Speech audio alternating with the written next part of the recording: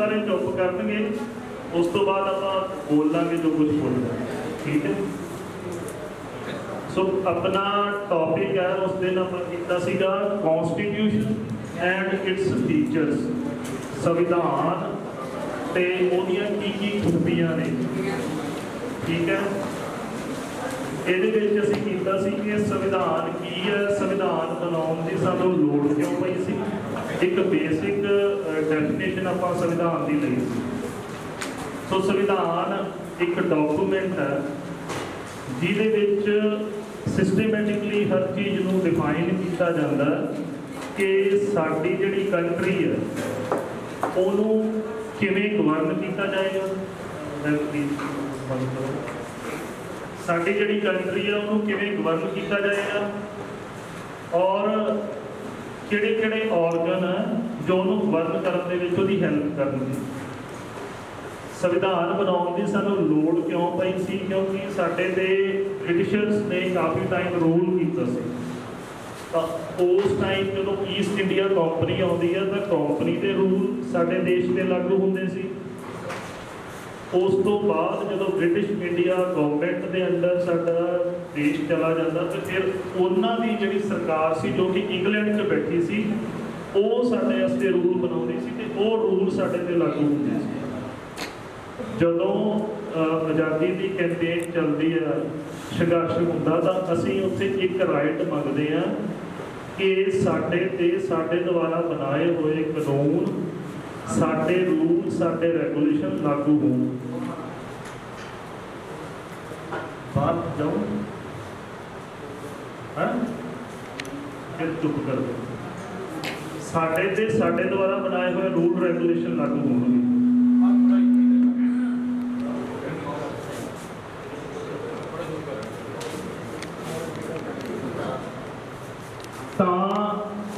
एक constituent assembly बनी सी 1946 ਦੇ ਵਿੱਚ, कैबिनेट मिशन प्लान आया सीगा, ਉਹਨੇ सिफारिश की सी कि एक कॉन्स्टिट्यूएंट असैंबली बनूगी। असैंबली का मतलब होंदा जिथे लोग जुड़ के रहते हैं, वो लोग जुड़ के बैठणगे, वो साडे इंडियंस ही जुड़ के बैठणगे, वो अलग अलग स्टेटां तो अलग अलग कॉन्स्टिट्यूएंसी को जिवें आपां हल्के कह दिंदे हैं, अलग अलग हल्कियां तो आए हुए लोग होणगे, अलग अलग पार्टियां दे होणगे, अलग अलग धर्मां दे होणगे, एक जगह वो इकट्ठे बैठ के कुछ रूल बनाउणगे जिहदे मुताबिक जदों अंग्रेज चले जाणगे ते साडी देश दा जिहड़ी पॉलिटी है, साडे देश की सरकार वो चलूगी। उस डॉकूमेंट नूं कॉन्स्टिट्यूशन कहते हैं, उस डॉकूमेंट नूं संविधान कहते हैं। इस संविधान को बनाने के लिए उस दिन मैं दसिया सीगा कितना टाइम लग गया सी, 2 साल 18 दिन, ठीक है जी। ये एक मेन कमेटी सी जिन्हों ड्राफ्टिंग कमेटी कहा जाता है, और वो चेयरमैन से डॉक्टर भीमराव अंबेडकर। उस कमेटी के टोटल 7 मैंबर से। इस कमेटी का मेन काम से कि ਵੱਖ-ਵੱਖ ਜਿਹੜੀਆਂ ਹੋਰ ਕੰਟਰੀਆਂ ਸੀਗੀਆਂ ਜਿਨ੍ਹਾਂ ਦੇ ਸੰਵਿਧਾਨ ਉਸ ਟਾਈਮ ਬਣ ਚੁੱਕੇ ਸੀਗੇ, ਉਹਨਾਂ ਨੂੰ ਦੇਖਣਾ, ਉਹਨਾਂ ਨੂੰ ਪੜ੍ਹਨਾ, ਉਹਨੂੰ ਸਟੱਡੀ ਕਰਨਾ ਤੇ ਉਹਦੇ ਵਿੱਚੋਂ ਜੋ ਚੰਗੀਆਂ ਚੀਜ਼ਾਂ ਜੋ ਸਾਡੇ ਦੇਸ਼ ਵਿੱਚ ਲਾਗੂ ਹੋ ਸਕਣ ਉਹਨੂੰ ਇਸ ਸੰਵਿਧਾਨ ਦੇ ਖਰੜੇ ਦੇ ਵਿੱਚ ਪਾਉਣਾ।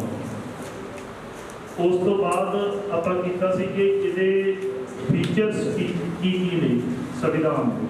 ਉਹਦੇ 'ਚ ਆਪਾਂ ਸਭ ਤੋਂ ਪਹਿਲਾਂ ਗੱਲ ਕੀਤੀ ਸੀ ਪ੍ਰੀਐਂਬਲ ਦੀ, कि साडा संविधान है जिहड़ा प्रीएंबल तो स्टार्ट होंदा।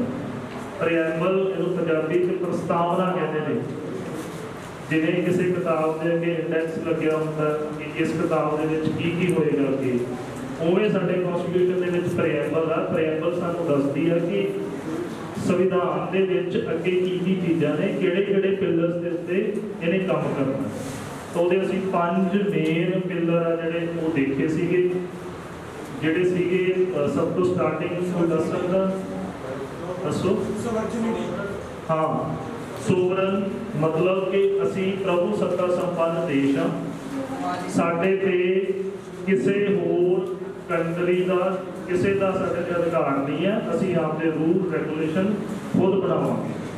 पहला वर्ड सीगा सोवरन, सैकेंड सीगा सोशलिस्ट कि असी समाजिक हाँ, साडी जिहड़ी स्ट्रक्चर आ वो एक वैलफेयर स्टेट का स्ट्रक्चर है। ते तीसरा सीगा सैकुलर, चौथा सीगा डेमोक्रेटिक ते पंजवां सीगा रिपब्लिक। सैकुलर का मतलब होंदा धर्म निरपक्ष, कि साडे देश का, साडी स्टेट का ते जिहड़ी कोई साडी सरकार आ ਉਹਦਾ ਅਧਿਕਾਰਤ तौर पर अपना कोई भी धर्म नहीं होएगा। वो किसी भी धर्म को डोमीनेट नहीं करेगी या किसी भी धर्म को ਆਪਾਂ ਨੂੰ नहीं फोर्स करेगी कि तुसी हिंदू धर्म मनना जी, तुसी सिख धर्म मनना। ये हर एक इंडिविजुअल की इंडिपेंडेंस होएगी कि तुसी किस धर्म को प्रोपेगेट करना चाहोगे। सैकेंड उस तो बाद वर्ड आ जाता है कि डेमोक्रेटिक। डेमोक्रेसी होती है लोगों की, लोगों द्वारा लोगों ਲਈ चुनी गई सरकार। डेमोक्रेटिक साडी जिहड़ी स्ट्रक्चर असीं जिहड़ी सरकार बनावांगे वो डेमोक्रेटिक होएगी, वो लोगों द्वारा ही लोगों ਲਈ ही चुनी जाएगी। ते लास्ट वर्ड इहदे विच सीगा रिपब्लिक। रिपब्लिक का मतलब मैं तुहानूं दस्सिया सी कि फ्रेंच वर्ड तो हाँ ये वर्ड बनया हुआ जिहदा पंजाबी च मतलब है गणराज, वैसे बनया है रिसपब्लिका, कि पब्लिक के रिप्रजेंटेटिव। इसका मतलब होता है कि जो तुहाडी स्टेट का हैड है, स्टेट इत्थे मैं इंडिया की गल कर रहा, पंजाब की आपां कहांगे कॉन्स्टिट्यूशन दे विच कंट्री नूं स्टेट लिखिया होया। सो स्टेट का हैड साडा जिवें प्रेजिडेंट हुंदा, राष्ट्रपति हुंदा, वो इलैक्टेड होएगा आइदर डायरैक्टली और इनडायरैक्टली। या तो सीधे तौर पर लोग उन्होंने वोटां पा के चुनणगे, या जिहड़े लोगों के चुने हुए नुमाइंदे हैं लाइक MLAs MPs वो उन्होंने इलैक्ट करनगे। ये हुंदा रिपब्लिक कि चुनिया होया जिहड़ा हैगा स्टेट का हैड किसी सिस्टम को हैड कर रहा। ये अगेंस्ट एक टर्म होती है मोनार्क, जिन्होंने मोनार्की कह देंगे हैं, जिथे ये राजियां का रूल चलता। किसी स्टेट का हैड जेकर हेरिडिटरी है वो चलिया होता पीढ़ी दर पीढ़ी, यही स्टेट का हैड होएगा। जिवें कि इंग्लैंड के विच, UK के विच महारानी के कोल स्टेटस रहिंदा, तो उस सिस्टम को मोनार्की सिस्टम कहते हैं। उत्थे कोई इलैक्शन नहीं होंदी उन्होंने राष्ट्रपति या लाउणा, उत्थे जिहड़ा किंग है वही स्टेट का हैड होए। ठीक है। इस तो बाद मैं दस्सिया सी कि प्रिएम्बल तो सानू पता लगता कि सोर्स ऑफ पावर वो की होएगा, तो दस सकता बच्चा सोर्स ऑफ पावर की होएगा। आपां कहते we the people of India, ते असीं भारत के लोग आपदे द्वारा बनाए हुए जिहड़ा कॉन्स्टिट्यूशन आ उहनूं अडॉप्ट करन लगे आ। ते सोर्स ऑफ पावर भी है जिहड़ा वो भारत के लोग ही ने। असीं ही जिहड़े साडे चुने हुए नुमाइंदे आ उन्हां नूं पावर दिंदे आ भी फलाना सिया तूं जाके सानूं असैंबली च रिप्रजेंट कर, फलाना सिया तूं जाके सानूं पार्लीमेंट च रिप्रजेंट कर।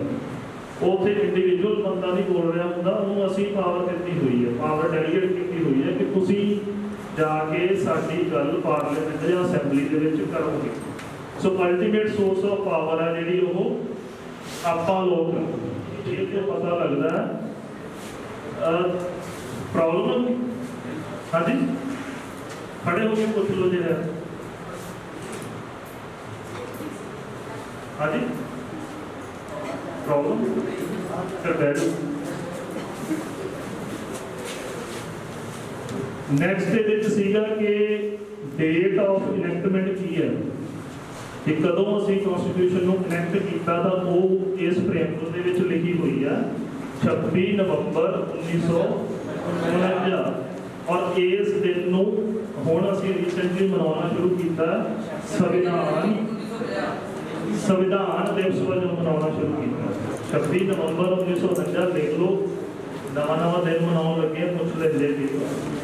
26 नवंबर 1949 जदों साडे संविधान की इनैक्टमेंट हुई सी, हर साल 26 नवंबर को असीं संविधान दिवस वजों मनाउंदे हां। और 26 जनवरी 1950 जदों पूर्ण तौर पर संविधान को लागू किया गया सी, उहनूं असीं रिपब्लिक डे गणतंत्र दिवस के वजों मनाउंदे हां।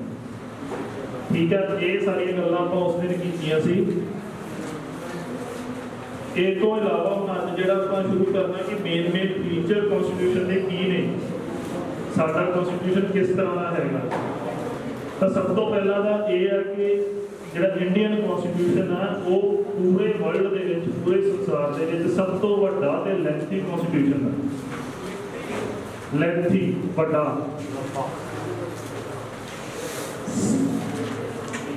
पूरे वर्ल्ड दे विच सब तो लंबा जो कॉन्स्टिट्यूशन है तो इंडिया का कॉन्स्टिट्यूशन है। इस कॉन्स्टिट्यूशन दे विच हर एक चीज़ नूं बहुत डिटेल्ड मैनर दे नाल एक्सप्लेन किया हुआ। जे तुसीं तो फंडामेंटल राइट्स ने, फंडामेंटल ड्यूटीज ने, directive principle of state policy है, लैजिस्लेचर है, किवें काम करनगे, हर एक चीज़ को बहुत वधिया तरीके नाल एक्सप्लेन किया। और आपां उस दिन गल कीती सी कि ओरिजिनल कॉन्स्टिट्यूशन दे विच जदों ये बनिया सी 395 आर्टिकल सी और उस समय 8 ਇਹਦੇ ਵਿੱਚ ਸ਼ਡਿਊਲ ਸੀ, 22 ਇਹਦੇ ਪਾਰਟਸ। ਇਹ ਜਿਹੜੇ ਸ਼ਡਿਊਲ ਨੇ ਜਾਂ ਇਹ ਆਰਟੀਕਲ ਨੇ ਜਾਂ ਇਹ ਪਾਰਟ ਨੇ, ਇਹ ਟਾਈਮ ਟੂ ਟਾਈਮ ਵੇਰੀ ਹੁੰਦੇ ਰਹਿੰਦੇ ਨੇ, ਵੱਧਦੇ ਘਟਦੇ ਰਹਿੰਦੇ ਨੇ। ਇਹਦੀ ਪਾਵਰ ਜੋ ਹੈ ਕਿਹਨੂੰ ਦਿੱਤੀ ਗਈ ਹੈ? ਪਾਰਲੀਮੈਂਟ ਕੋਲ ਇਹਦੀ ਪਾਵਰ ਹੈ ਜੇਕਰ ਕੋਈ ਨਵੀਂ ਅਮੈਂਡਮੈਂਟ ਕਰਨੀ ਹੈ। ਸਟੇਟ ਕੋਲ ਨਹੀਂ ਪਾਵਰ ਹੈ। कॉन्स्टिट्यूशन दे विच कोई चेंज करना तो वो पावर पार्लीमेंट को, सेंटर को कह सकते, पार्लीमेंट को पावर। ठीक है, सैकेंड भी खूबी हैगी है कि ये रिटन कॉन्स्टिट्यूशन है, लिखती संविधान जिन्हों आप कह सकते हैं। कई कंट्रीज है जिन्होंने संविधान लिखा नहीं होया। हाँ, ब्रिटेन के कॉन्स्टिट्यूशन लिखा नहीं होया, बट ये जिहड़ा हैगा अपना संविधान ये लिखा होया। कोई बच्चे को दस सकता है कि सब तो छोटा कॉन्स्टिट्यूशन कितने संविधान केड़ी कंट्री? हाँ, अमेरिका का कॉन्स्टिट्यूशन है जिहड़ा यूएस का, वो सब तो छोटा। कई बार तुहानूं पुछ लैंदे जी के दे विच वैसे ही क्वेश्चन कि किस कंट्री का संविधान है जिहड़ा सब तो छोटा, या किस कंट्री का सब तो बड़ा? बड़ा तो इंडिया का, छोटा है जो यूएस है। उस तो बाद ये की है कि कॉम्बीनेशन है, रिजिडिटी कि एक ठोस भी बहुत है जिहड़ा साडा संविधान है, जिहदे विच कुछ चेंज करना होवे तो कई बार सानूं स्टेट्स की कंसेंट की भी लोड़ पैंदी है। तो फ्लैक्सीबल भी बहुत है, बहुतियां प्रोविजनस जिहड़ियां इहदियां हैगियां ने कॉन्स्टिट्यूशन दीयां, संविधान दीयां, उन्हां नूं सिंपल मैजोरिटी, साधारण मैजोरिटी दे नाल पार्लीमेंट दे विच पास किया जा सकता। सो एक कॉम्बीनेशन है। कई कंट्रीज के कॉन्स्टिट्यूशन ऐसे है जिन्होंने चेंज ही नहीं किया जा सकता, जड़ियाँ प्रोविजन बन गई या वो बहुत ज़्यादा टफ ने जो उन्होंने चेंज करना। बट साडा कॉन्स्टिट्यूशन रिजिड भी है, ठोस भी है, तो फ्लैक्सीबल भी है।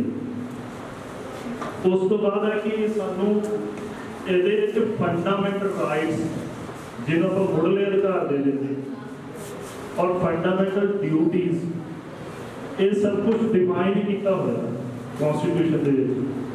जे असी अज इत्थे एवें बैठे हैं, असैंबल होए हैं, या असी किते भी आपकी मर्जी नाल घूम फिर सकते हैं, ये सब कुछ तां पॉसीबल है क्योंकि साडे फंडामेंटल राइट्स कॉन्स्टिट्यूशन के विच डिफाइन किए हुए। उस तो इलावा directive principle of state policy जिन्हों आप कह देते हैं कि राज की नीति के जो सिद्धांत होंगे है ना, पंजाबी कह देते हैं directive principle of state policy कि जिहड़ी गवर्नमेंट है ਉਹਦੇ ਲਈ ਵੀ कुछ भी चीज़ां डिफाइन कीतियां हुई कि तुसी इस स्फीयर दे विच काम करना ही करना। कुछ तो फंडामेंटल चीज़ां ने जो दसियां गई कि तुसी इन्हां एरियाज दे विच काम करना ही है। गवर्नमेंट को भी ड्यूटी बाउंड किया गया। उस तो इलावा सिंगल सिटीजनशिप, अपने सारे को एक ही नागरिकता। साडे डॉक्यूमेंट्स के ऊपर लिखा होता है नैशनैलिटी इंडियन या सिटीजनशिप इंडियन, आपां कहते हैं भारतीय नागरिकता साडे कोल। बट बहुत सारी कंट्रीज ऐसे ने जिथे डबल सिटीजनशिप होती है, दूरी सिटीजनशिप होती है।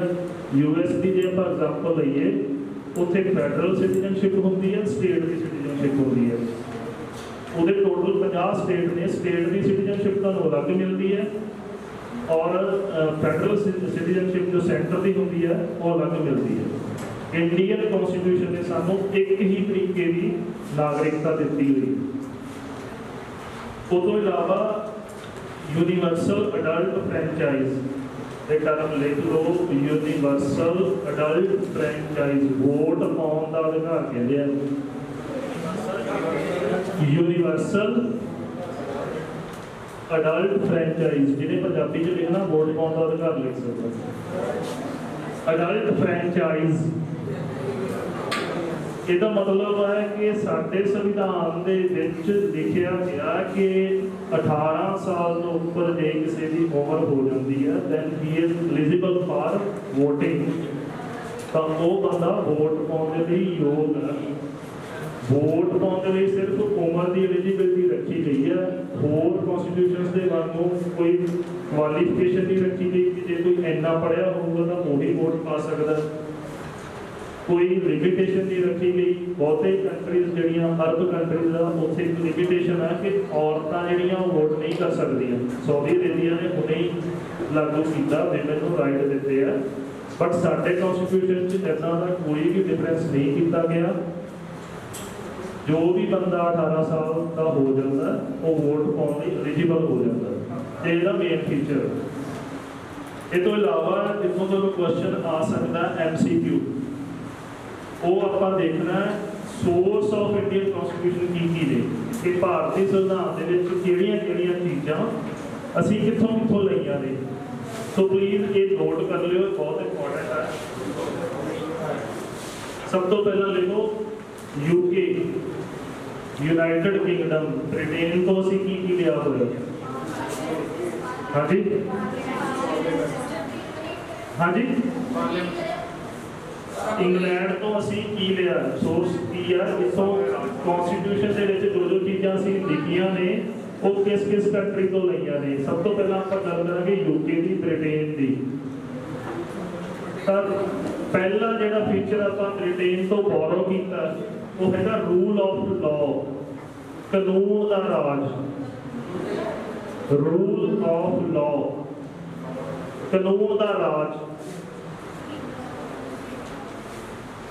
के रूल ऑफ लॉ की होता भी दस। एक बच्चा खड़ा हो प्लीज, गर्ल्स तो या बॉयज दसो की डिफाइन किवें करोगे रूल ऑफ लॉ।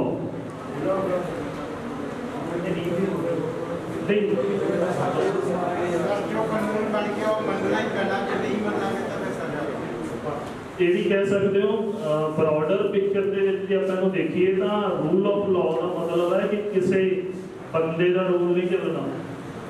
जो लॉ पार्लीमेंट ने बह के डिफाइन करता कि आ लॉ जी आ एक्ट बन गया, ठीक है, उस एक्ट के मुताबिक ही सब कुछ होना है।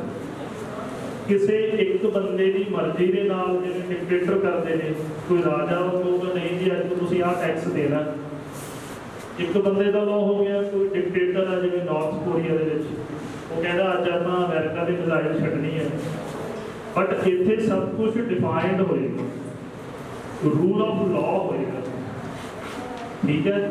कि पार्लीमेंट दे विच एक रूल एक लॉ बनेगा, ਉਹਦੇ ਮੁਤਾਬਕ पूरा सिस्टम है ਜਿਹੜਾ ਗਵਰਨ ਹੋਏਗਾ। ਇਹ ਅਸੀਂ ਕਿੱਥੋਂ ਲਿਆ?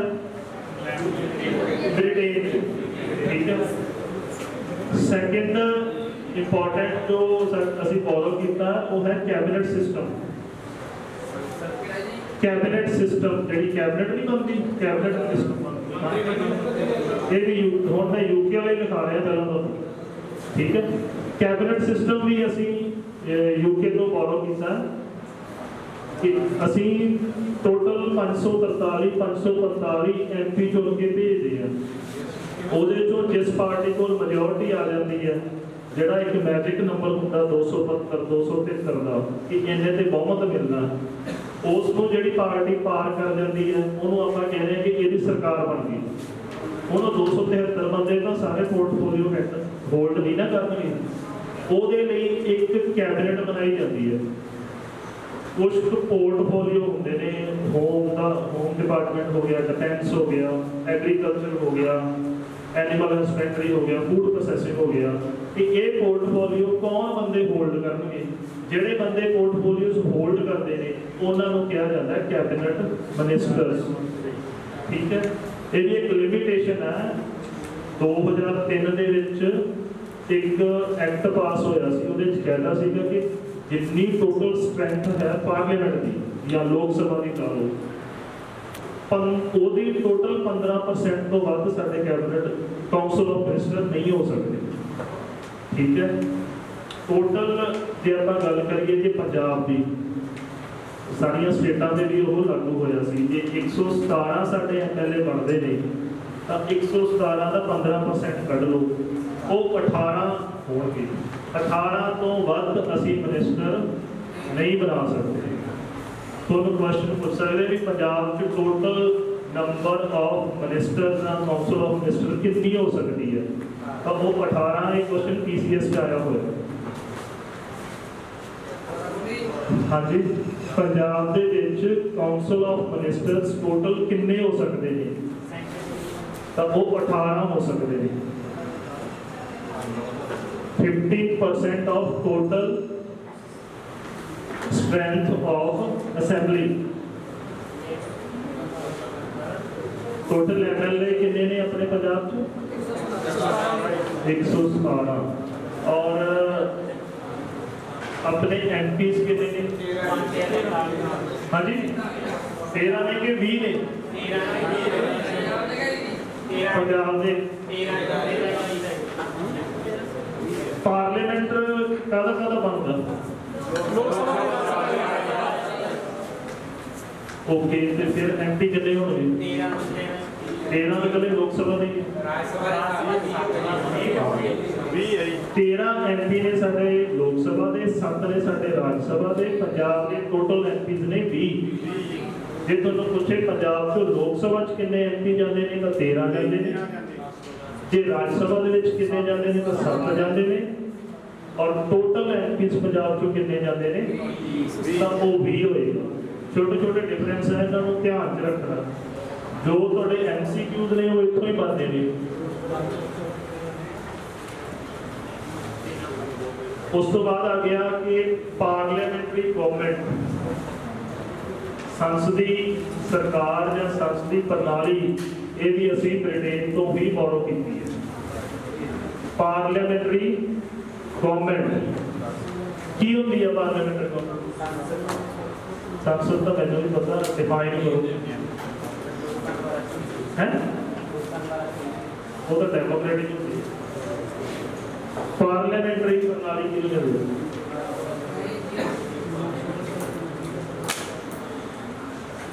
पार्लियामेंट्री गवर्नमेंट होती है जिहदे विच कि जिवें आपां दस के हटे हैं 2 सदन होंदे ने। पार्लियामेंट्री सिस्टम दे विच एक पार्लियामेंट बनाई जाती है, बहुते बंदियां दे हत्थ दे विच पावर दित्ती जाती है।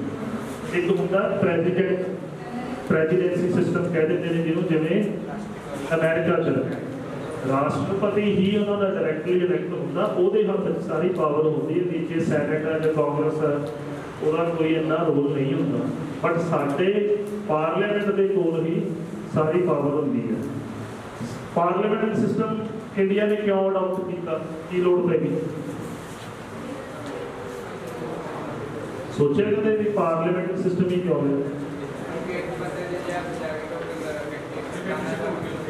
ऐसा यूएसए दे विच भी क्यों पार्लियामेंट सिस्टम को असीं क्यों लेंगे? इसका रीजन सी कि साडी कंट्री दे विच बहुत सारिया कम्यूनिटीज दे लोग रहिंदे सी। कोई हिंदू, कोई सिख, कोई मुस्लिम, कोई ईसाई है, कोई बुद्धिस्ट, कोई जैन नहीं है। इस तो अलावा बहुत सारे ट्राइबल पीपल जिहड़े आपां कबायली लोग कह दिंदे हैं, कबीलियां वाले, वो बहुत ज़्यादा सी। जेकर असीं प्रेजिडेंसी सिस्टम लैके आउंदे सी तां ओह साडे सिस्टम दे विच फिट नहीं बैठदा सी। इसे लई असीं पार्लियामेंट्री सिस्टम है जिहड़ा ओह अडॉप्ट कीता सी। छोटियां छोटियां चीज़ां इन्हां नूं लॉजिक नाल देखिया करो, कदे भुल्लोगे नहीं। ठीक है, नैक्सट आ जाता बाई कैमरल पार्लियामेंट, 2 सदनी संसद। कि संसद के 2 सदन होणगे, ये भी असीं इंग्लैंड तो ही बोरो कीता।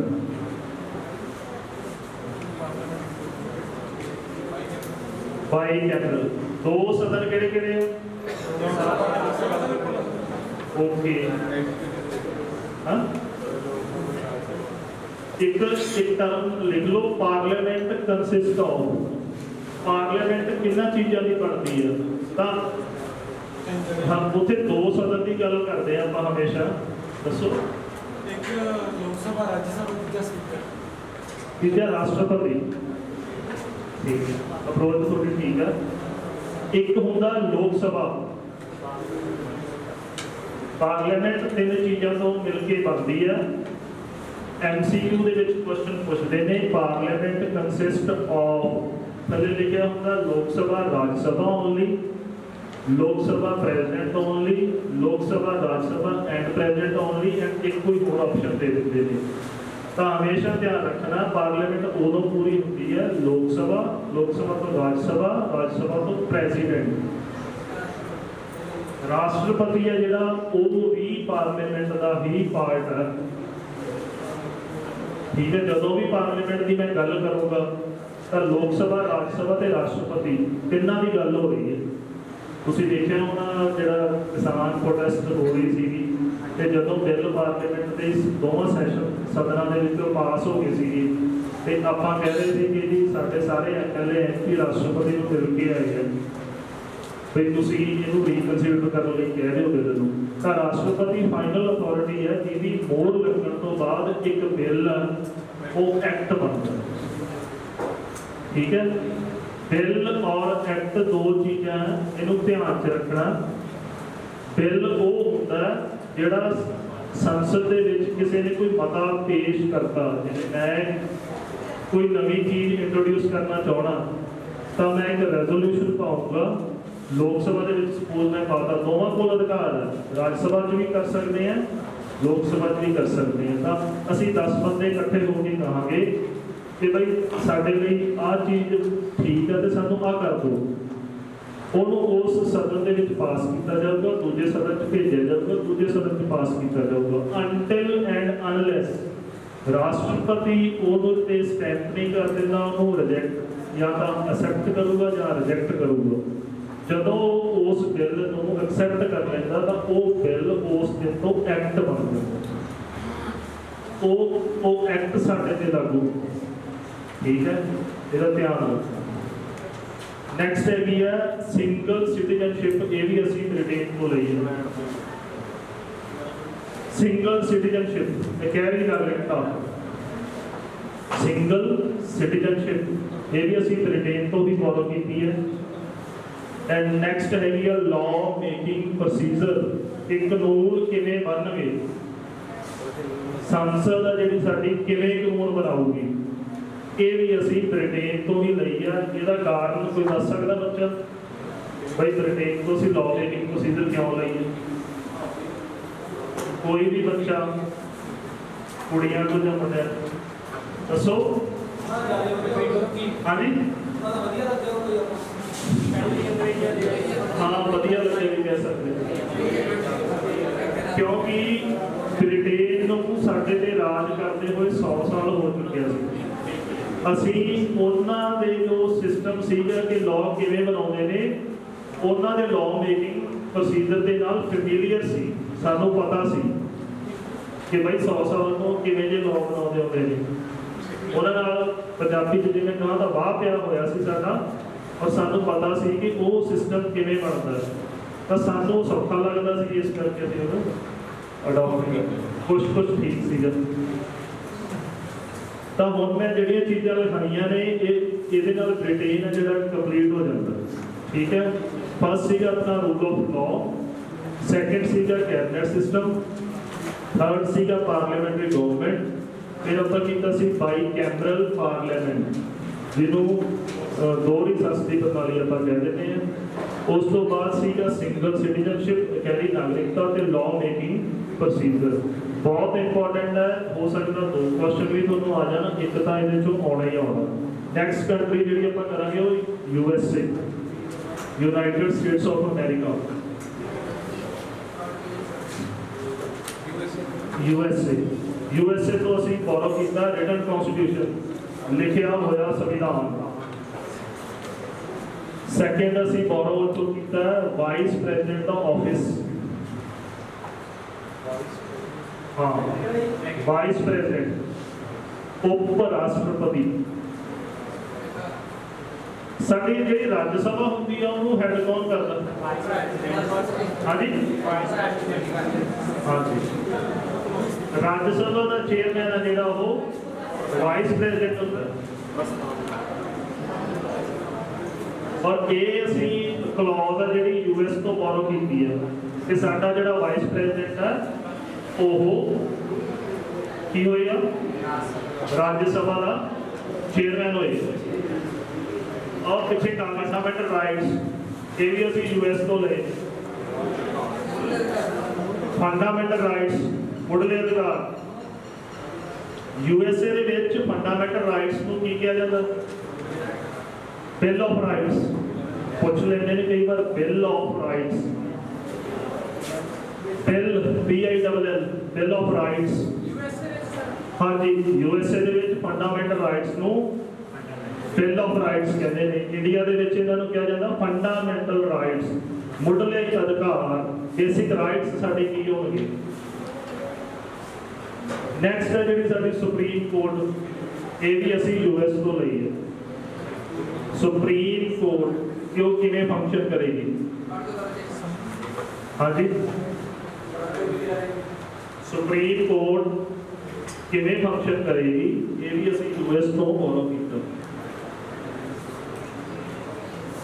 यूएसएसआर बारे कोई कुछ जानता? सोवियत संघ की सी कोई बच्चा दस सकता? हाँ जी अजकल रशिया को सोवियत संघ क्यों कहते सी?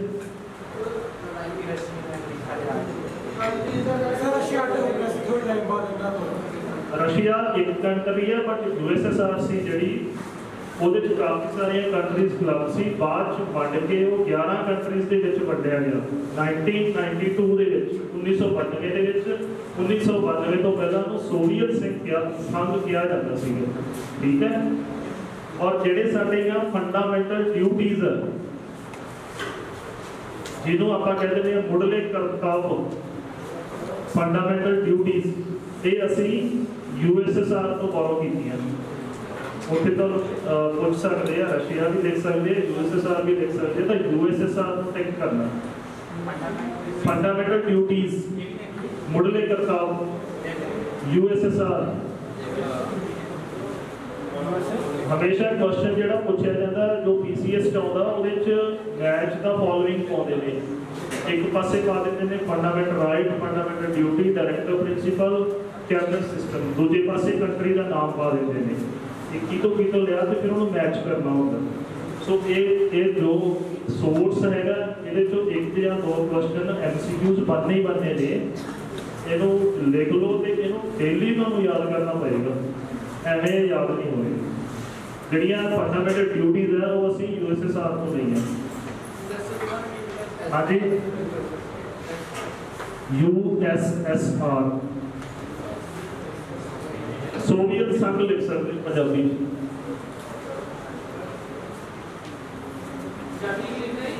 सोवियत संघ। नेक्स्ट है जी एमरजेंसी बारे किसी को पता है कि जो एमरजेंसी लगती है कंट्री? हाँ जी 1984 से लगी जरा हाँ जी तो पहले नहीं जर्मनी को एमरजेंसी बोलो नहीं एमरजेंसी नहीं बोलो। एमरजेंसी के टाइम फंडामेंटल राइट्स सस्पेंड होंगे ये असीं जर्मनी को फॉलो कीता। एमरजेंसी जदों लगूगी साडे फंडामेंटल राइट्स जिहड़े सानूं मिले हुए आ उन्हां नूं सस्पेंड किया जा सकता ये असीं जर्मनी तो फॉलो कीता। ठीक है ਜਿਹੜੇ ਸਾਨੂੰ फंडामेंटल राइट्स ਜਿਹੜੇ ਸਾਨੂੰ ਮੁੱਢਲੇ ਅਧਿਕਾਰ ਮਿਲੇ ਹੋਏ ਨੇ ਕਨਸਟੀਟਿਊਸ਼ਨ ਨੇ ਸਾਨੂੰ ਕੁਝ ਹੱਕ ਦਿੱਤੇ ਹੋਏ ਨੇ ਕਿ ਸਾਨੂੰ ਫ੍ਰੀडम ਹੈਗੀ ਹੈ ਕਿਤੇ ਵੀ ਆਉਣ ਜਾਣ ਦੀ ਕੋਈ ਵੀ ਧਰਮ ਅਪਣਾਉਣ ਦੀ ਇਸ ਤੋਂ ਇਲਾਵਾ ਅਸੀਂ ਕਿਸੇ ਦੇ ਅਗੇਂਸਟ ਕੋਈ ਰਿਟ ਕਰ ਸਕਦੇ ਹਾਂ ਜਦੋਂ ਕਿਤੇ ਐਮਰਜੈਂਸੀ ਲੱਗ ਜਾਏਗੀ।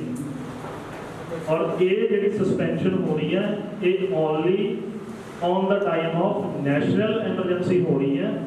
ਪ੍ਰੈਜ਼ੈਂਟ ਰੂਲ ਜਾਂ ਸਟੇਟ ਐਮਰਜੈਂਸੀ ਦੇ ਵਿੱਚ ਫੰਡਾਮੈਂਟਲ ਰਾਈਟ ਸਸਪੈਂਡ ਨਹੀਂ ਹੋਣਗੇ। ਠੀਕ ਹੈ, ਨੈਸ਼ਨਲ ਐਮਰਜੈਂਸੀ ਜਦੋਂ ਲੱਗੂਗੀ ਤਾਂ ਫੰਡਾਮੈਂਟਲ ਰਾਈਟਸ ਜਿਹੜੇ ਸਸਪੈਂਡ ਹੋਣਗੇ। ਇਹ ਅਸੀਂ ਕਿੱਥੋਂ ਫੋਲੋ ਕੀਤਾ? ਜਰਮਨੀ ਤੋਂ। ਨੈਕਸਟ ਲਿਖੋ ਕੈਨੇਡਾ। ਸੋਵੀਅਤ ਸੰਘ ਤੋਂ ਆਪਾਂ ਕੀਤਾ ਫੰਡਾਮੈਂਟਲ ਡਿਊਟੀ। ਨੈਕਸਟ ਲਿਖੋ ਕੈਨੇਡਾ। ਹਾਂਜੀ ਕੈਨੇਡਾ ਕੈਨੇਡਾ ਹਾਂ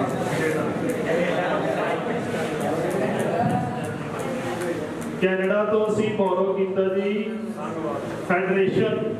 ਫੈਡਰੇਸ਼ਨ ਕੀ ਹੁੰਦੀ ਹੈ? ਸੰਘ। ਕੀ ਹੁੰਦਾ ਸੰਘ? ਹਾਂਜੀ ਹਾਂ ਸਮੂਹ ਕੇ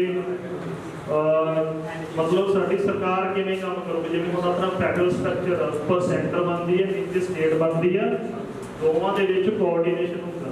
ਕੁਝ ਚੀਜ਼ਾਂ ਦੇ ਲਾਅ ਸਟੇਟ ਵਾਲੇ ਬਣਾ ਸਕਦੇ ਆ, ਕੁਝ ਚੀਜ਼ਾਂ ਦੇ ਲਾਅ ਜਿਹੜੀ ਸੈਂਟਰ ਬਣਾ ਸਕਦੀ ਹੈ, ਤੇ ਕੁਝ ਐਸੀਆਂ ਚੀਜ਼ਾਂ ਜਿਨ੍ਹਾਂ ਤੇ ਦੋਵੇਂ ਹੀ ਬਣਾ ਸਕਦੇ ਆ। ਠੀਕ ਹੈ, federation with a strong centre. ਇਹ ਸੰਘ ਹੋਏਗਾ ਪਰ ਉਹਦੇ ਵਿੱਚ ਸੈਂਟਰ ਆ ਜਿਹੜਾ ਉਹ ਤਾਕਤਵਰ ਹੋਏਗਾ। ਠੀਕ ਹੈ, ਪੇਚਾ ਪੂਚਾ ਸੁਣਿਆ ਹੋਣਾ ਹਰਮਦੀਪ ਵਾਲਾ, ਪੇਚਾ ਪੈ ਗਿਆ ਸੈਂਟਰ ਨਾਲ ਹੈ ਨਾ, ਉਹ ਤਾਂ ਹੀ ਹੈ ਕਿਉਂਕਿ ਸੈਂਟਰ ਸਟਰੋਂਗ ਹੈ। ਇਸ ਕਰਕੇ ਇਹ ਆਪਾਂ ਫੋਲੋ ਕੀਤਾ ਕੈਨੇਡਾ ਤੋਂ। ਉਸ ਤੋਂ ਬਾਅਦ ਡਿਸਟ੍ਰੀਬਿਊਸ਼ਨ ਆਫ ਪਾਵਰ, ਪੰਜਾਬੀ ਚ ਕਹਿੰਦੇ ਸ਼ਕਤੀਆਂ ਦੀ ਵੰਡ ਸੈਂਟਰ ਤੇ ਸਟੇਟ ਦੇ ਵਿੱਚ, ਕਿ ਸੈਂਟਰ ਕਿਹੜੇ ਕੰਮ ਕਰੇਗਾ, ਸਟੇਟ ਕਿਹੜੇ ਕੰਮ ਕਰੇਗਾ, ਉਹ ਸਾਰੇ ਸਬਜੈਕਟਸ ਦੀ ਵੰਡ ਆ ਜਿਹੜੀ ਉਹ ਵੀ ਅਸੀਂ ਕੈਨੇਡਾ ਤੋਂ ਲਈ ਹੋਈ ਹੈ। Character principal of state policy ਅਗਲਾ ਬਹੁਤ ਇੰਪੋਰਟੈਂਟ ਹੈ ਜੀ। ਆਇਰਲੈਂਡ ਤੋਂ ਲਈ ਹੋਈ। ਕਿਹੜੇ ਬੱਚੇ ਨੇ ਦੱਸੇ? ਹਾਂ, ਰਾਜ ਦੀ ਨੀਤੀ ਦੇ ਨਿਰਦੇਸ਼ਕ ਸਿਧਾਂਤ, directive principle of state policy. ਰਾਜ ਦੀ ਨੀਤੀ ਦੇ ਨਿਰਦੇਸ਼ਕ ਸਿਧਾਂਤ ਇਹ ਅਸੀਂ ਆਇਰਲੈਂਡ ਤੋਂ ਫੋਲੋ ਕੀਤੇ ਆ। ਆਇਰਲੈਂਡ आयरलैंड में आएंगे दो कंसेप्ट फ्रांस तो लिया सी। हाँ जी, आह कंसेप्ट आयरलैंड में तो फ्रांस तो लिया सी। आयरलैंड एक तो फ्रांस तो लिया सी। मैंने लगा स्पेन तो लिया, चेक कर लो स्पेन तो लिया। ठीक है, ਅਸੀਂ ਆਇਆ ਕਿਹੜੇ? ਆਇਰਲੈਂਡ। ਹਾਂ ਆਇਰਲੈਂਡ ਰਾਜ ਦੀ ਨੀਤੀ ਦੇ ਨਿਰਦੇਸ਼ਕ ਸਿਧਾਂਤ ਆਇਰਲੈਂਡ ਤੋਂ ਲਏ ਜੀ। ਸਾਡੇ ਚੰਨਾ ਈੜੀ ਨੂੰ ਤਿਆਰੀ ਰਾਰਾ ਆਇਰਲੈਂਡ। ਉਸ ਤੋਂ ਬਾਅਦ ਜਿਹੜੇ ਆਪਣੇ ਸੰਵਿਧਾਨ ਦੇ ਵਿੱਚ ਸੋਧ ਕਰਦੇ ਆ ਆਪਾਂ, amendment to constitution. South Africa. ਹਾਂ ਬਿਲਕੁਲ, ਇਹ ਵੀ ਬਹੁਤ ਇੰਪੋਰਟੈਂਟ ਹੈ, ਸਾਊਥ ਅਫਰੀਕਾ ਤੋਂ ਲਿਆ। ਅਮੈਂਡਮੈਂਟ ਟੂ ਕਨਸਟੀਟਿਊਸ਼ਨ ਸੰਵਿਧਾਨ ਦੇ ਵਿੱਚ ਸੋਧ ਕਰਨ ਦਾ ਤਰੀਕਾ। It is borrowed from South Africa. South Africa ਤੋਂ ਲਿਆ। Amendment to Constitution ਸੰਵਿਧਾਨ ਦੇ ਵਿੱਚ ਸੋਧ ਕਰਨ ਦਾ ਤਰੀਕਾ। ਸੰਵਿਧਾਨ ਦੇ ਵਿੱਚ ਸੋਧ ਕਰਨ ਦਾ ਤਰੀਕਾ ਇਹ ਅਸੀਂ ਫੋਲੋ ਕੀਤਾ। ਫਰਾਂਸ ਤੋਂ ਅਸੀਂ ਕੀ ਲਿਆ, ਕੋਈ ਬੱਚਾ ਦੱਸ ਸਕਦਾ? ਫਰਾਂਸ ਤੋਂ ਹਾਂਜੀ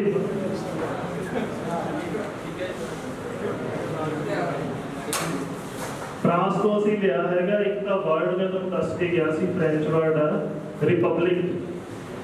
ਆ ਵਰਡ ਵੀ ਅਸੀਂ ਫਰਾਂਸ ਤੋਂ ਚੱਕਿਆ ਹੋਇਆ, ਰਿਪਬਲਿਕ। ਗਣਰਾਜ ਸ਼ਬਦ ਹੈ ਜਿਹੜਾ ਇਹ ਫਰਾਂਸ ਤੋਂ ਚੱਕਿਆ ਹੋਇਆ ਰਿਪਬਲਿਕ ਵਰਡ ਜਿਹੜਾ ਪ੍ਰੀਐਂਬਲ ਦੇ ਵਿੱਚ ਯੂਜ਼ ਹੁੰਦਾ ਇਹ ਫਰਾਂਸ ਤੋਂ ਬੋਰੋ ਕੀਤਾ। ਇਹ ਤੋਂ ਇਲਾਵਾ ਲਿਬਰਟੀ, ਇਕੁਐਲਿਟੀ ਤੇ ਫ੍ਰੈਟਰਨਿਟੀ, ਆਜ਼ਾਦੀ, ਸਮਾਨਤਾ, ਆਜ਼ਾਦੀ ਸਮਾਨਤਾ ਤੇ ਭਾਈਚਾਰਕ ਸਾਂਝ। ਆਜ਼ਾਦੀ, ਸਮਾਨਤਾ ਤੇ ਭਾਈਚਾਰਕ ਸਾਂਝ, ਇਹ ਤਿੰਨ ਸ਼ਬਦ ਵੀ ਸਾਡੀ ਪ੍ਰੀਐਂਬਲ ਦੇ ਵਿੱਚ ਆ। ਇਹ ਤਿੰਨੇ ਵੀ ਅਸੀਂ ਫਰਾਂਸ ਤੋਂ ਚੱਕੇ ਹੋਏ ਆ। ਫਰਾਂਸ ਵਾਲਿਆਂ ਨੇ ਫ੍ਰੈਂਚ ਰੈਵੋਲੂਸ਼ਨ ਜਿਹੜੀ ਫਰਾਂਸੀਸੀ ਕ੍ਰਾਂਤੀ ਸੀ ਉਹਦੇ ਵਿੱਚ ਯੂਜ਼ ਕੀਤੇ ਸੀ। ਉਹਨਾਂ ਦਾ ਇਹ ਮੇਨ ਮੋਟੋ ਸੀਗਾ। ਹਾਂਜੀ, ਅਸੀਂ ਫਰਾਂਸ ਤੋਂ ਬੋਰੋ ਕੀਤੀ ਆ। ਇੰਗਲਿਸ਼ ਸੁਣ ਲਓ, ਲਿਬਰਟੀ, ਇਕੁਐਲਿਟੀ ਐਂਡ ਫ੍ਰੈਟਰਨਿਟੀ, ਭਾਈਚਾਰਕ ਸਾਂਝ, ਕਾਮਨ ਬ੍ਰਦਰਹੁੱਡ ਕਹਿੰਦੇ ਆ ਜੀ। ਫ੍ਰੈਟਰਨਿਟੀ, ਲਿਬਰਟੀ, ਇਕੁਐਲਿਟੀ ਐਂਡ ਫ੍ਰੈਟਰਨਿਟੀ ਪ੍ਰੀਐਂਬਲ ਦੇ ਵਿੱਚ ਯੂਜ਼ ਹੁੰਦੇ ਆ ਵਰਡ। ਇਹ ਵੀ ਅਸੀਂ ਫਰਾਂਸ ਤੋਂ ਲਏ। ਠੀਕ ਹੈ, ਹੁਣ ਮੈਂ ਇੱਕ ਕੁਐਸਚਨ ਪੁੱਛੂਗਾ, ਸੰਵਿਧਾਨ 'ਚ ਸੋਧ ਕਰਨ ਦਾ ਤਰੀਕਾ ਕਿੱਥੋਂ ਲਿਆ? South Africa. ਠੀਕ ਹੈ, ਫੰਡਾਮੈਂਟਲ ਰਾਈਟ ਸਸਪੈਂਡ ਹੋਣਗੇ ਐਮਰਜੈਂਸੀ ਜਿਹਨੂੰ ਯਾਦ ਕਰਨ ਦਾ ਤਰੀਕਾ ਜਰਮਨੀ ਦੇ ਵਿੱਚ ਹਿਟਲਰ ਸੀ, ਉੱਥੇ ਅਕਸਰ ਹੀ ਐਮਰਜੈਂਸੀ ਲੱਗਦੀ ਰਹਿੰਦੀ ਸੀ। ਤਾਂ ਉੱਥੇ ਜਿਹੜੇ ਫੰਡਾਮੈਂਟਲ ਰਾਈਟ ਸਸਪੈਂਡ ਹੁੰਦੇ ਹੀ ਰਹਿੰਦੇ ਸੀ। ਤਾਂ ਇਹ ਆਪਾਂ ਉੱਥੋਂ ਹੀ ਲਿਆਉਂਦੇ। ਠੀਕ ਹੈ, ਇਹ ਸਾਰੀਆਂ ਚੀਜ਼ਾਂ ਨੂੰ ਯਾਦ ਕਰਨਾ। ਜਦੋਂ ਤੁਹਾਡਾ ਟੈਸਟ ਵੀ ਹੋਏਗਾ 10 ਦਿਨਾਂ ਬਾਅਦ, ਉਦੋਂ ਵੀ ਕੁਐਸਚਨ ਇਹਦੇ ਚੋਂ 1-2 ਆਉਣਗੇ ਹੀ ਆਉਣਗੇ। ਇਹ ਤਾਂ ਹੋ ਗਿਆ ਸਾਡਾ ਕਨਸਟੀਟਿਊਸ਼ਨ ਔਰ ਉਹਦਾ ਸਿਰਫ ਓਵਰਵਿਊ ਕੀ ਸੀ ਉਹਦੇ। ਇਹ ਤੋਂ ਬਾਅਦ ਆਪਾਂ ਮੇਨ ਜੋ ਇੰਪੋਰਟੈਂਟ ਪਾਰਟ ਹੈ ਜਿਹੜਾ ਕਿ ਆਪਣੀ ਆਮ ਲਾਈਫ ਨਾਲ ਵੀ ਜੁੜਿਆ ਹੋਇਆ, ਫੰਡਾਮੈਂਟਲ ਰਾਈਟਸ, ਮੁੱਢਲੇ ਅਧਿਕਾਰ। ਠੀਕ ਹੈ, ਕੋਈ ਇੱਕ ਬੱਚਾ ਨੂੰ ਦੱਸ ਸਕਦਾ ਕਿ ਫੰਡਾਮੈਂਟਲ ਰਾਈਟਸ ਕੀ ਹੁੰਦੇ? ਹਾਂਜੀ, ਮੈਨੂੰ ਡੈਫੀਨੇਸ਼ਨ ਚਾਹੀਦੀ ਫੰਡਾਮੈਂਟਲ ਰਾਈਟਸ ਹੁੰਦੇ ਕੀ? ਅਧਿਕਾਰ ਤਾਂ ਸਾਰੇ ਹੀ ਹੁੰਦੇ ਆ, ਫੰਡਾਮੈਂਟਲ ਕੀ ਹੁੰਦਾ? ਫੰਡਾਮੈਂਟਲ ਰਾਈਟਸ ਕਿਉਂ ਕਿਹਾ ਜਾਂਦਾ ਹੈ?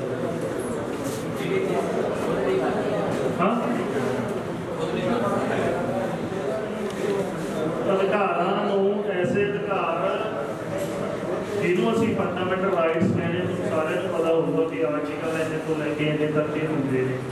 ਤੁਸੀਂ ਪੜ੍ਹ ਕੇ ਵੀ ਆਏ ਹੋਵੋਗੇ +1 +2 ਗ੍ਰੈਜੂਏਸ਼ਨ ਵੀ ਕੀਤੀ ਹੋਈ। ਬਟ ਇਹਨੂੰ ਫੰਡਾਮੈਂਟਲ ਕਿਉਂ ਕਹਿੰਦੇ? ਦੱਸੋ। ਹਾਂਜੀ,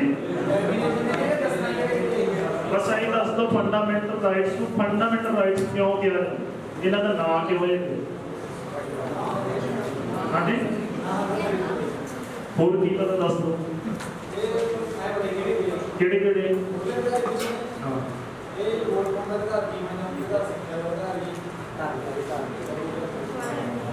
ਠੀਕ ਹੈ। ਆਜ਼ਾਦੀ ਦਾ ਅਧਿਕਾਰ ਨਹੀਂ ਹੈ? ਆਜ਼ਾਦੀ ਦਾ ਠੀਕ ਹੈ, ਕਿਉਂਕਿ ਇਹ ਅਧਿਕਾਰ ਆ ਜਿਹੜੇ ਸਾਡੇ ਜੀਵਨ ਦੇ ਲਈ ਬਹੁਤ ਜ਼ਰੂਰੀ ਨੇ। ਕਿਸੇ ਬੰਦੇ ਨੂੰ ਨੈਚੁਰਲ ਰਾਈਟਸ ਪ੍ਰੋਵਾਈਡ ਕਰਦੇ ਨੇ, ਨੈਚੁਰਲ ਜਸਟਿਸ ਪ੍ਰੋਵਾਈਡ ਕਰਦੇ ਨੇ। ਸਾਡੀ ਅਸੀਂ ਜੇ ਜ਼ਿੰਦਗੀ ਜਿਉਣੀ ਆ, ਸਾਨੂੰ ਖੁੱਲ੍ਹੀ ਹਵਾ ਚਾਹੀਦੀ ਹੈ, ਸਾਫ਼ ਹਵਾ ਚਾਹੀਦੀ ਹੈ, ਸਾਫ਼ ਭੋਜਨ ਚਾਹੀਦਾ, ਐਜੂਕੇਸ਼ਨ ਚਾਹੀਦੀ ਹੈ। ਅਸੀਂ ਕਿਤੇ ਵੀ ਜਾ ਸਕੀਏ ਤੇ ਕੱਲ੍ਹ ਨੂੰ ਤੁਹਾਨੂੰ ਕਹੇ ਕਿ ਬਗਲੌੜਾ ਜਾਣਾ ਤਾਂ ਇੱਥੇ ਪਹਿਲਾਂ ਆਹ ਕਰਨਾ ਪਏਗਾ, ਪਾਸ ਕਰਾਉਣਾ ਪਏਗਾ, ਉਹ ਕਰਨਾ ਪਏਗਾ। ਫਾਊਂਡੇਸ਼ਨ ਹੋ ਗਈ ਨਾ। ਅਸੀਂ ਬਿਨਾਂ ਕਿਸੇ ਫਾਊਂਡੇਸ਼ਨ ਤੋਂ ਕਿਤੇ ਜਾ ਸਕੀਏ, ਅਸੀਂ ਬਿਨਾਂ ਕਿਸੇ ਫਾਊਂਡੇਸ਼ਨ ਤੋਂ ਕੋਈ ਵੀ ਬਿਜ਼ਨਸ ਕਰ ਸਕੀਏ, ਅਸੀਂ ਬਿਨਾਂ ਕਿਸੇ ਫਾਊਂਡੇਸ਼ਨ ਤੋਂ ਕੋਈ ਵੀ ਐਜੂਕੇਸ਼ਨ ਲੈ ਸਕੀਏ। ਮੁੱਢਲੀਆਂ ਚੀਜ਼ਾਂ ਜਿਹੜੀਆਂ ਸਾਨੂੰ ਕੁਦਰਤ ਨੇ ਦੇਣੀਆਂ ਸੀ, ਅਸੀਂ ਸਿਵਲਾਈਜ਼ਡ ਹੋ ਕੇ ਉਹਨੂੰ ਲਿਖ ਲਿਆ ਕਿ ਆਹ ਚੀਜ਼ਾਂ ਤਾਂ ਹੋਣੀਆਂ ਚਾਹੀਦੀਆਂ ਨੇ। ਇਹਨਾਂ ਨੂੰ ਇਸ ਕਰਕੇ ਹੀ ਫੰਡਾਮੈਂਟਲ ਰਾਈਟਸ ਕਿਹਾ ਜਾਂਦਾ ਕਿ ਐਸੇ ਅਧਿਕਾਰ ਜਿਨ੍ਹਾਂ ਤੋਂ ਬਿਨਾਂ ਤਾਂ ਜਮਾ ਹੀ ਨਹੀਂ ਸਕਦਾ ਪੰਜਾਬੀ। ਠੀਕ ਹੈ, ਤਾਈਓ ਇਹਨਾਂ ਨੂੰ ਫੰਡਾਮੈਂਟਲ ਕਿਹਾ ਜਾਂਦਾ। ਫੰਡਾਮੈਂਟਲ ਦਾ ਮਤਲਬ ਹੀ ਹੁੰਦਾ ਕਿ ਬੇਸਿਕ, ਮੁੱਢਲੇ ਹੁੰਦੇ ਆ, ਮੂਹਰਲੇ ਸਭ ਤੋਂ ਇੰਪੋਰਟੈਂਟ ਜਿਹੜੇ ਹੁੰਦੇ ਨੇ। ਔਰ ਸਭ ਤੋਂ ਪਹਿਲਾ ਜਿਹੜਾ ਹੈ ਇਹਦੇ ਚ ਆਪਾਂ ਜੇ ਗੱਲ ਕਰੀਏ ਆਰਟੀਕਲ ਕਿੰਨੇ ਤੋਂ ਕਿੰਨੇ ਸਾਡੇ ਫੰਡਾਮੈਂਟਲ ਰਾਈਟ ਆ, ਤਾਂ ਆਰਟੀਕਲ 12 ਤੋਂ ਆਰਟੀਕਲ 35 ਨੋਟ ਕਰ ਲਓ। MCQ ਪੁੱਛ ਲੈਂਦੇ ਨੇ ਕਿ ਫੰਡਾਮੈਂਟਲ ਰਾਈਟਸ ਦੇ ਆਰਟੀਕਲ ਦੱਸੋ। ਆਰਟੀਕਲ 12 ਤੋਂ ਆਰਟੀਕਲ 35 ਤੱਕ ਫੰਡਾਮੈਂਟਲ ਰਾਈਟਸ ਨੇ। ਔਰ ਸੰਵਿਧਾਨ ਦਾ ਪਾਰਟ ਕਿਹੜਾ ਹੈ? ਭਾਗ ਹੈ ਜਾਂ ਪਾਰਟ ਹੈਗਾ 3 ਤੀਸਰਾ।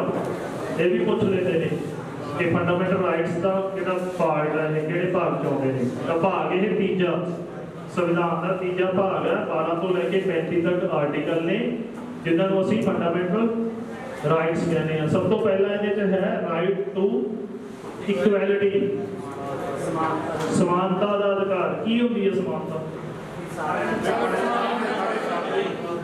ਕਿਵੇਂ ਬਰਾਬਰ ਸਮਝਣਾ?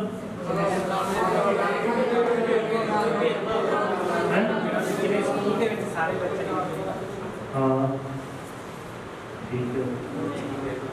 ਕੋਈ ਸਿਚੁਏਸ਼ਨਲ ਇਕੁਐਲਿਟੀ ਸੁਣੀ ਹੈ ਕਿ ਸਿਚੁਏਸ਼ਨ ਦੇ ਹਿਸਾਬ ਨਾਲ ਸਮਾਨਤਾ ਹੋਵੇ?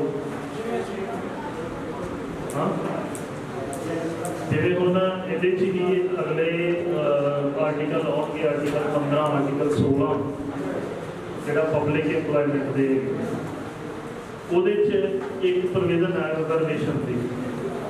ਫਿਰ ਉਹ ਸਮਾਨਤਾ ਹੈ। ਕਿਉਂ ਦਿੱਤੀ ਗਈ ਰਿਜ਼ਰਵੇਸ਼ਨ? ਸੋ ਉਹ ਤਾਂ ਕਿਸੇ ਨਾ ਤਾਂ ਕਿ ਜਿਹੜੇ ਗਰੁੱਪ ਸਾਹਿਬ ਨੂੰ ਥੋੜਾ ਉੱਪਰ ਦੇ ਰਹਿ ਜਾਵੇ, ਉਹ ਫਿਰ ਮੈਂ ਪਰਮਨੈਂਟਲੀ ਕਰਦਾ ਬੋਰਡ में कसते ये अपन बराबर का सवाल एक बोला कि अपने सिद्धांत की बताइए। हाँ ये समानता का भी थोड़ा बोलना है। हाँ मैं वही पूछ रहा है कि समानता हो सकती है। हाँ जी हाँ किਵੇਂ ਕਿਹੜਾ ਜੀ? ਹਾਂਜੀ ਹਾਂਜੀ ਉਹਦੇ ਚ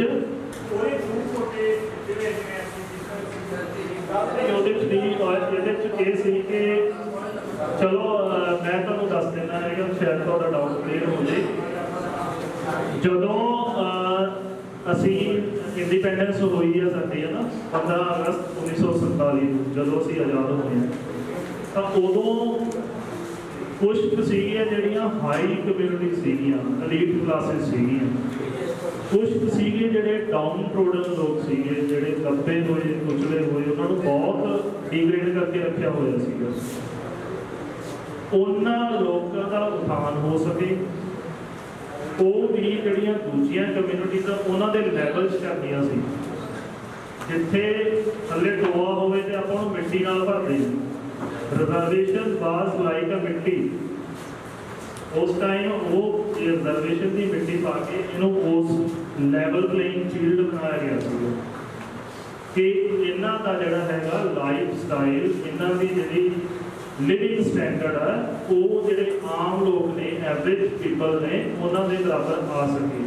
ਤਾਂ ਇਹ ਇੱਕ ਸਿਚੁਏਸ਼ਨਲ ਇਕੁਐਲਿਟੀ ਸੀ, ਕਿਉਂਕਿ ਇੱਕ ਹੁੰਦਾ 0, ਇੱਕ ਹੁੰਦਾ ਆਪਾਂ ਨੈਗੇਟਿਵ ਚਲੇ ਜਾਈਏ, ਤੇ ਇੱਕ ਪੋਜ਼ਿਟਿਵ। ਇੱਕ ਤਾਂ ਬੰਦੇ ਪੋਜ਼ਿਟਿਵ ਤੇ ਤੁਰੇ ਫਿਰਦੇ ਸੀ, ਇੱਕ 0 ਤੇ, ਇੱਕ ਨੈਗੇਟਿਵ ਤੇ। ਹੁਣ ਨੈਗੇਟਿਵ ਵਾਲਿਆਂ ਨੂੰ 0 ਵਾਲੇ ਦੇ ਬਰਾਬਰ ਲੈ ਕੇ ਆਉਣਾ। ਬੇਸਿਕਲੀ ਇਹ ਸਿਚੁਏਸ਼ਨਲ ਇਕੁਐਲਿਟੀ ਸੀ। ਇਹ ਵੀ ਇੱਕ ਇਕੁਐਲਿਟੀ ਦੀ ਐਗਜ਼ਾਮਪਲ ਹੈ ਜਿਹੜੀ ਰਿਜ਼ਰਵੇਸ਼ਨ।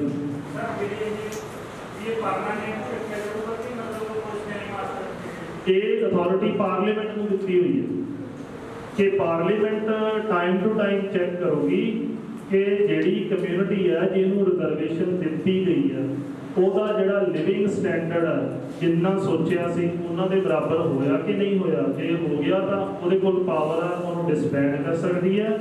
ਜੇ ਨਹੀਂ ਹੋਇਆ ਤਾਂ ਜਿਵੇਂ ਚੱਲ ਰਿਹਾ 10 ਸਾਲਾਂ ਦੇ ਲਈ ਕੰਟੀਨਿਊ ਇਹਨੂੰ ਕਰ ਦਿੰਦੇ ਨੇ, ਤਾਂ ਉਹ ਉਹਨੂੰ ਵਧਾ ਸਕਦੇ ਆ। ਇਨੀਸ਼ੀਅਲੀ ਜਿਹੜੀ ਰਿਜ਼ਰਵੇਸ਼ਨ ਹੈ 10 ਸਾਲਾਂ ਦੇ ਲਈ ਲਾਗੂ ਕੀਤੀ ਗਈ ਸੀ। ਉਸ ਤੋਂ ਬਾਅਦ ਜਦੋਂ ਇਕੁਅਲ ਹੋ ਗਈ, ਉਹ ਬੰਦ ਕਰ हाँ पार्लीमेंट को अधिकार है, पार्लीमेंट को पावर है कि तुसी सोशल स्टेटस है जिहड़ा चेक करना जिस कम्यूनिटी को रिजर्वेशन दी गई है, जेकर उन्होंने सोशल स्टेटस है वो at par with the other communities हो गया तो तुसी इहनूं डिस्बैंड कर सकते हो।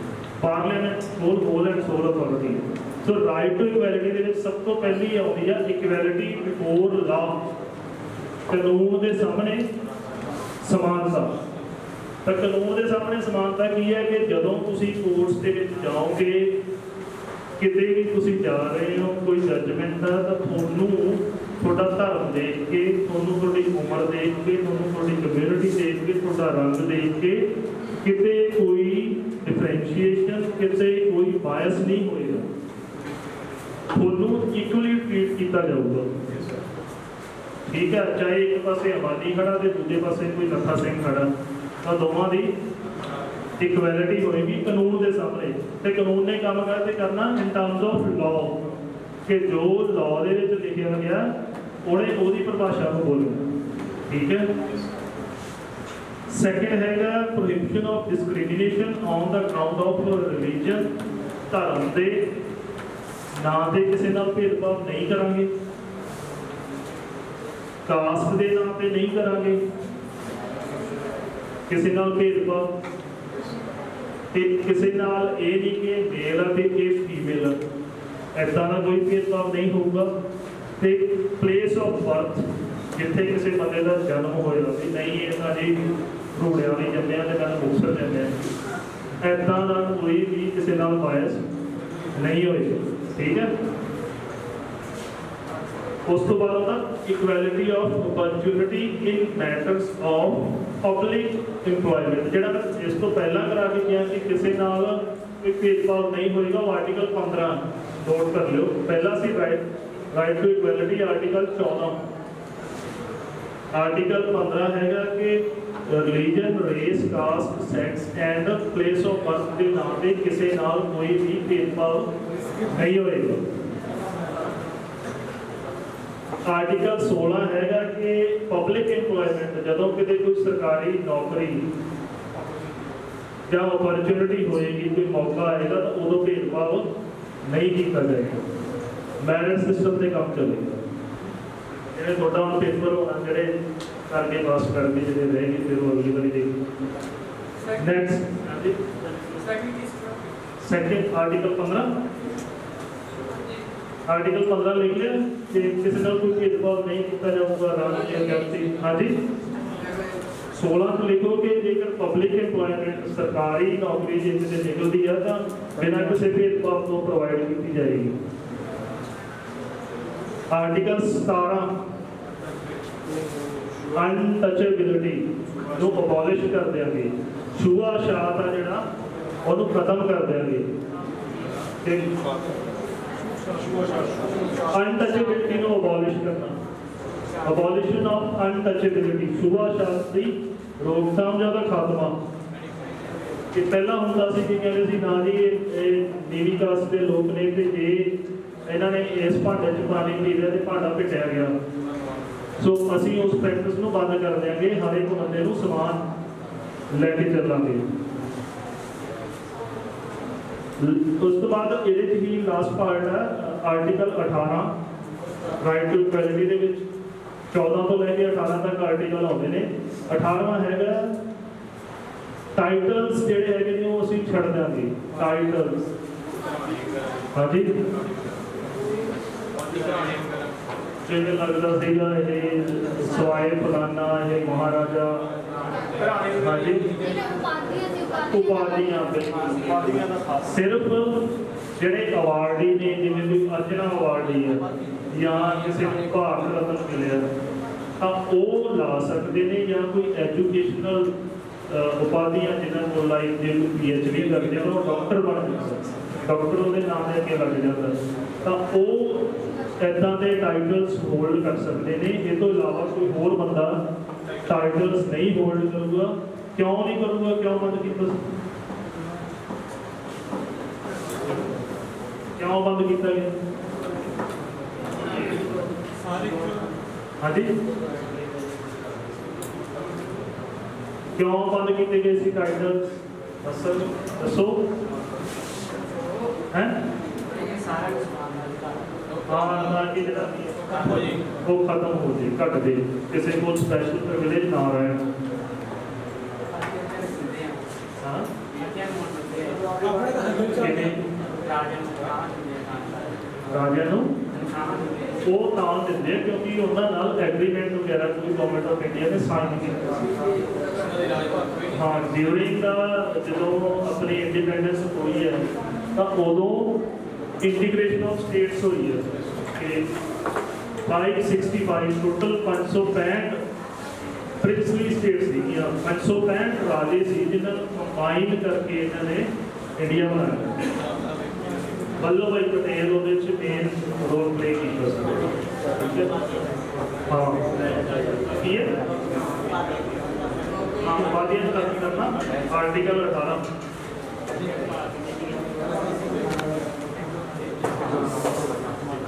ठीक है बस करी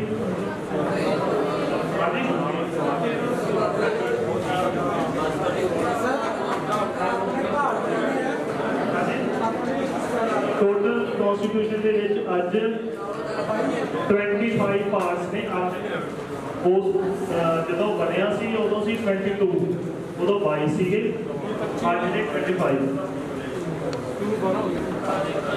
ये तो अगे आप कंटिन्यू करेंगे आर्टिकल 19 तो राइट टू फ्रीडम पिछला पढ़ के आए हो मैं पूछ सकता है